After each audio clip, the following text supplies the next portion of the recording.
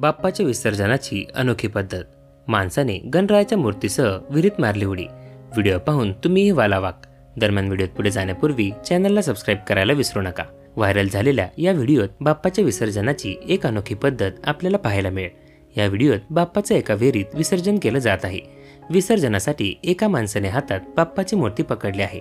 थोड्या अंतरावर उभं राहून त्याने बाप्पासह थेट विहिरीत उडी मारली आणि अशा प्रकारे त्या माणसाने गणपती बाप्पाचं विसर्जन केलं. विसर्जनाच्या वेळी आजूबाजूला गावकरी जमलेले दिसत होते.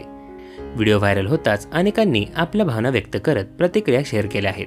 एका युजरने कमेंट करत लिहिलं की जर मूर्तीला वरतून फेकलं असतं तर तो गणरायाचा अपमान झाला असता, पण त्याने शेवटपर्यंत मूर्ती हातातून सोडली नाही, जोपर्यंत मूर्तीला पाण्याचा स्पर्श होत नाही. पर्याय बरेच असतात, फक्त ते आपल्याला शोधता आले पाहिजेत आणि आजमावता आले पाहिजेत. तर दुसऱ्याने आत्तापर्यंत बाप्पाचं विसर्जन करण्याचा हा सर्वोत्तम मार्ग मी पाहिला आहे अशी कमेंट केली आहे. तर अनेकांनी गणपती बाप्पा मोरया असा एकच जयघोष करणाऱ्या कमेंट्स केल्या आहेत.